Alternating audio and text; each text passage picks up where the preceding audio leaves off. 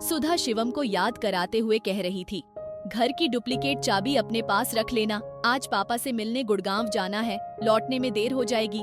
Dinner भी बाहर से ऑर्डर कर देना, मैं भी घर आकर तुम्हारे साथ ही खाऊंगी।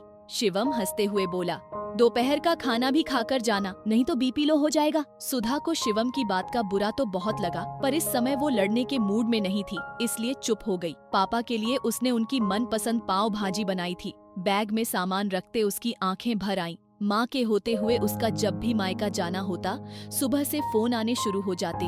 निकली नहीं अभी तक, कब पहुँचेगी? आते ही जाने के लिए कहेगी, रास्ते में होती तो फिर फोन आ जाता। कितनी देर और है? मैं और तेरे पापा भी भूखे हैं, जल्दी आ जाना। शिवानी की आंखों से झरझर करके आंसू टपकने लगे। तब वो कैसे गुस्से से माँ से कहती, गाड़ी चला रही हूँ, फोन रखो, चालान हो जाएगा। जिंदगी शायद ऐसी ही है, जब तक प्यार करने वाले लोग हमारी जिंदगी में होते हैं तो हमें उनकी कदर ही नहीं होती। जब वो चले जाते हैं तो अपनी यादों के साथ वह जिंदगी को वही रोक जाते हैं।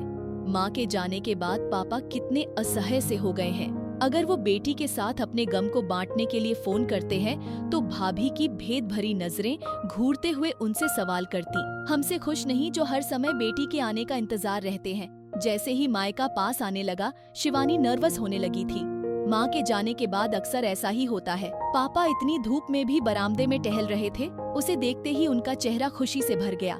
कितनी देर लगा दी बेटा, कब से इंतजार कर रहा हूँ। तेरी भाभी भी तेरा इंतजार करके अभी सोई है।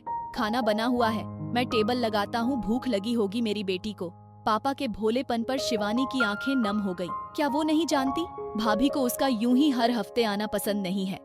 शिवानी ने पापा को रोकते हुए झूठ बोला, पापा आज नाश्ता बहुत ज्यादा हो गया, इसलिए भूख नहीं है, बस चाय, वो भी मैं बनाती हूँ, अदरक और मोटी इलायची की, जैसी माँ बनाती थी।